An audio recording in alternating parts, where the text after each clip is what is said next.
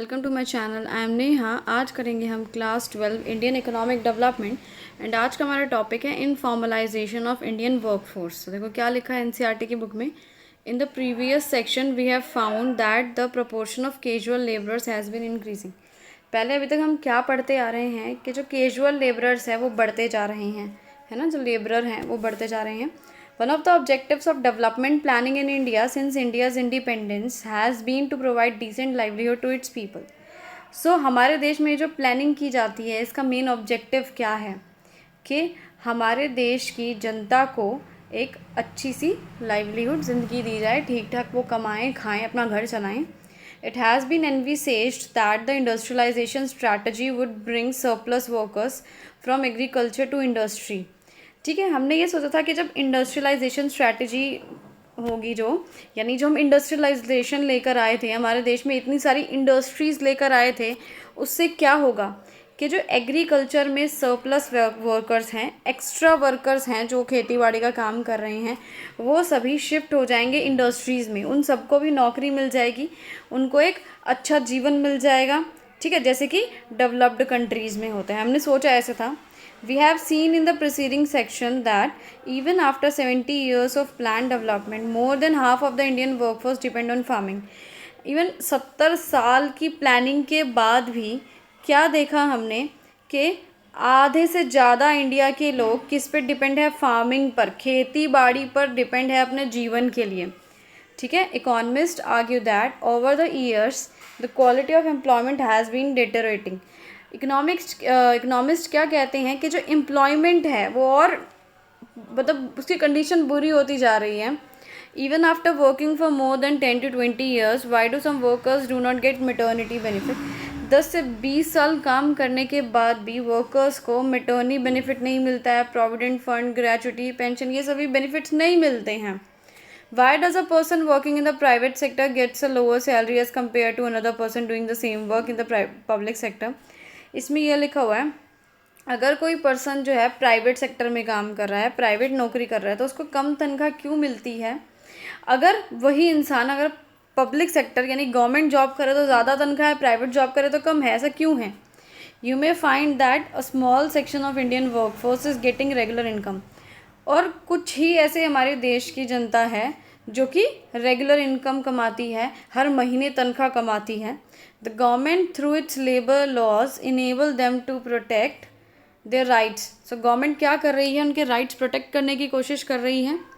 This section of the workforce form trade unions. So ये जो sector है जो रेगुलर इनकम नहीं कमाती है, ये ट्रेड यूनियन बना लेते हैं, ग्रुप जैसा बना लेते हैं और अपने एम्प्लॉयर्स के साथ यानी जिस कंपनी में वो काम करते हैं उनके साथ बार्गेन करते हैं कि भाई हमें अच्छी तनख्वाह मिल जाए। जैसे मोल भाव करते हैं ना हम सब्जी के लिए, ऐसे ये एम्प्लॉयर्स भी मोल भाव करते हैं कि हमें ठीक ठाक तनख्वाह मिले, हमें सारे सोशल सिक्योरिटी बेनिफिट्स मिले। तो ये हैं कौन? To know this we classify workforce into 2 categories. इसलिए हमने 2 कैटेगरीज में डिवाइड किया है वर्कफोर्स को। एक है फॉर्मल सेक्टर, एक है informal sector, which are also referred to as organized and unorganized sector। और इनको organized और unorganized sectors भी कह सकते हैं हम। All the public sector establishment and those private sector establishment which employ 10 hired workers or more are called formal sector। So चाहे कोई पब्लिक कंपनी हो चाहे कोई प्राइवेट कंपनी हो, अगर वहाँ 10 से ज़्यादा वर्कर्स काम करते हैं या 10 वर्कर्स भी काम करते हैं तो उसे फॉर्मल सेक्टर कहा जाएगा। ठीक है, और जो इन कंपनीज़ में काम करते हैं उन्हें फॉर्मल सेक्टर वर्कर्स कहा जाएगा। ठीक है, और जो बाकी बच गए हैं, ठीक है, उन्हें क्या कहा जाएगा? इनफॉर्मल सेक्टर में आ जाएंगे जो बाकी बच गए हैं, ऐसी कंपनीज़ जहाँ 10 से कम लोग काम करते हैं। दस इनफॉर्मल सेक्टर इंक्लूड्स, तो इनफॉर्मल सेक्टर में कौन कौन आता है? जैसे फार्मर्स आ गए, एग्रीकल्चर लेबरर्स आ गए, ऑनर्स ऑफ स्मॉल एंटरप्राइजेज आ गए, या लोग जो ऐसी एंटरप्राइजेज में काम कर रहे होते हैं वो आ गए, सेल्फ एम्प्लॉयड लोग आ गए। ठीक है, it also includes all non farm casual wage labourers. इसमें और कौन लोग आए हैं? जो नॉन फार्म यानी जो खेती बाड़ी से हट के भी कुछ काम कर रहे हैं लेकिन एज अ लेबर वर्क कर रहे हैं, जो एक से ज़्यादा एम्प्लॉयर के लिए काम कर रहे हैं, जैसे कंस्ट्रक्शन वर्कर की तरह काम कर रहे हैं, हेड लोग वर्कर्स की तरह काम कर रहे हैं जो लोडिंग अनलोडिंग का काम करते हैं। You may also note that this is one of the ways of classifying workers. There could be other ways of classifying as well. ठीक है, और भी तरीके हैं जिनसे हम वर्कर्स को डिवाइड कर सकते हैं। Those who are working in the formal sector enjoy, अब जो वर्कर्स फॉर्मल सेक्टर में काम कर रहे होते हैं उनको सारे सोशल सिक्योरिटी बेनिफिट्स मिलते हैं, ठीक है। They earn more than those in the informal sector, और फॉर्मल सेक्टर वाले वर्कर्स ज़्यादा पैसे कमाते हैं इनफॉर्मल सेक्टर वालों से।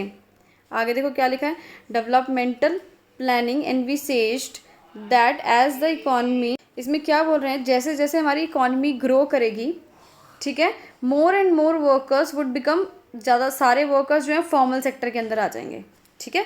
इकॉनमी ग्रो करती है, कंपनीज बढ़ती हैं, तो क्या होगा, फॉर्मल सेक्टर के अंदर आ जाएंगे सारे वर्कर्स और जो वर्कर्स इनफॉर्मल सेक्टर में है वो ड्विंडल यानी कम हो जाएंगे। अब जब ज़्यादा लोग फॉर्मल में जाएंगे तो इनफॉर्मल वाले तो कम होंगे ही, है ना।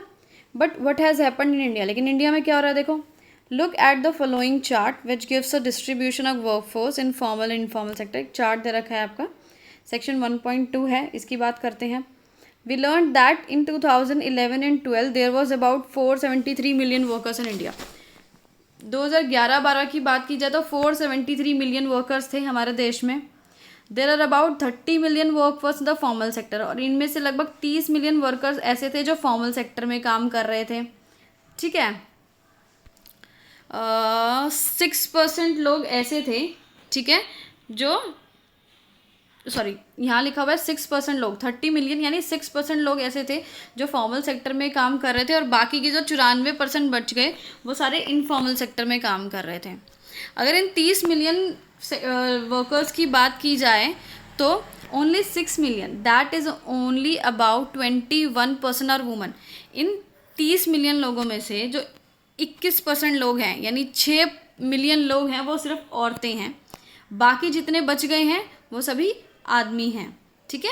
और इनफॉर्मल सेक्टर की बात की जाए तो मेल वर्कर्स इनफॉर्मल सेक्टर में कितने हैं, 69%, और जो बाकी बच गए वो औरतें हैं, ठीक है।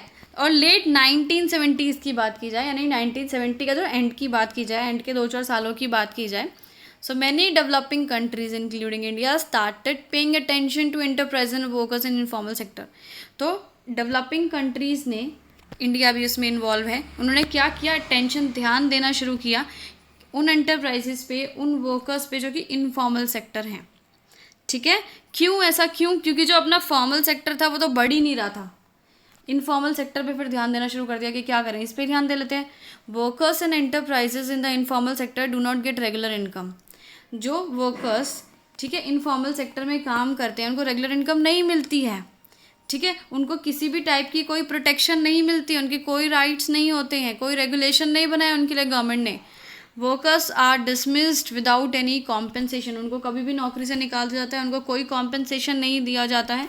और जो टेक्नोलॉजी यूज़ की जाती है इनफॉर्मल सेक्टर में वो बहुत ज़्यादा आउटडेटेड यानी पुरानी होती है, और साथ में वो लोग कोई अकाउंट्स भी मेंटेन नहीं करते इनफॉर्मल सेक्टर वाले।